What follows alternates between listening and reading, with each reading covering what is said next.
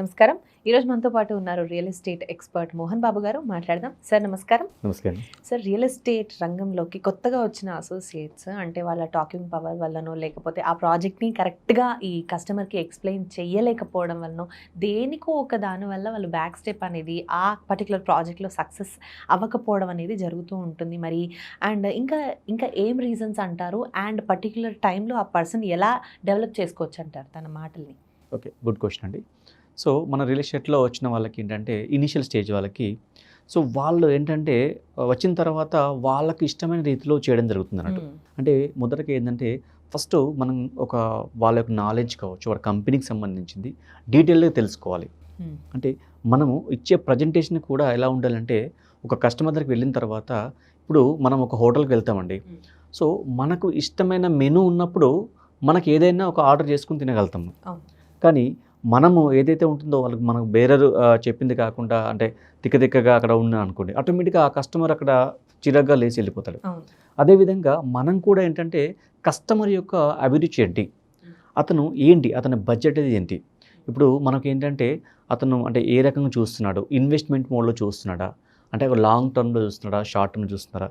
చాలామంది ఏంటంటే ఒక 10 years పీరియడ్కి నాకు లైక్ లాంగ్ టర్మ్లో మా పాప మ్యారేజ్ కావచ్చు, మా యొక్క బాబు యొక్క ఎడ్యుకేషన్ కావచ్చు, ఇలా వాళ్ళ యొక్క ఇన్వెస్ట్మెంట్ మోడ్ని వాళ్ళు అనలైజ్ ఉంటుంది.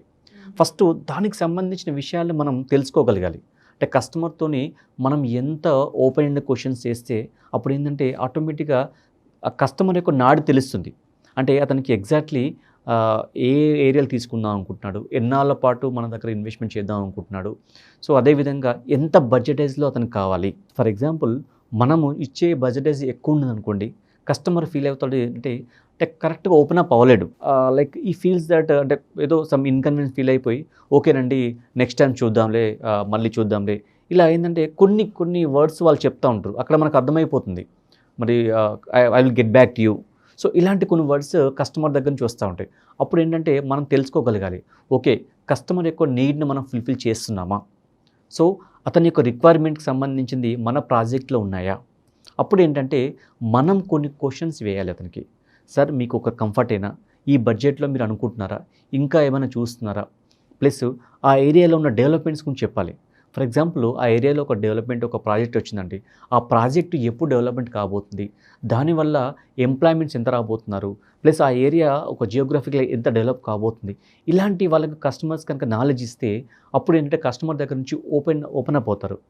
సో వాళ్ళు ఏంటంటే ఓకే మా బడ్జెట్లో ఉంది మేము తీసుకోగలుగుతాము అని వాళ్ళు ఓపెన్ అప్ అయిన తర్వాత అప్పుడు మనం ఏంటంటే వాళ్ళకు అనుకున్న పరిధిలో మనం కనుక ఇవ్వగలిగితే 100% ఆ డీల్స్ క్లోజ్ అవుతాయి.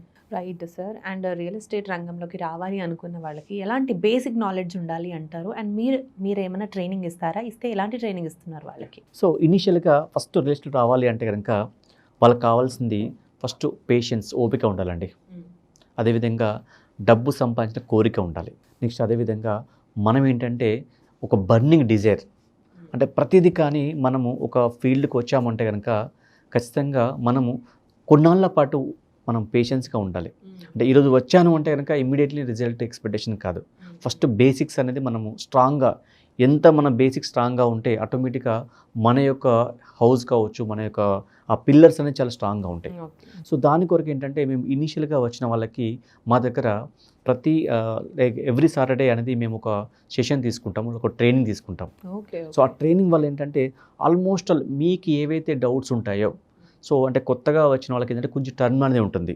అంటే దాంట్లో మన హెచ్ఎండి అని కాదు, డిటీసీపీ లేఅవుట్స్ కానీ, రెరా అప్రూవల్స్ కానీ, అదేవిధంగా డాక్యుమెంటేషన్ ఏ విధంగా చేస్తాము, నెక్స్ట్ అదేవిధంగా స్టాంప్ డ్యూటీ ఎంత ఉంటుంది, ఇలాంటివి ఏంటంటే కొన్ని అంటే బేసిక్ నాలెడ్జ్ ఉంటుంది, టర్మ్ అనేది ఉంటుంది.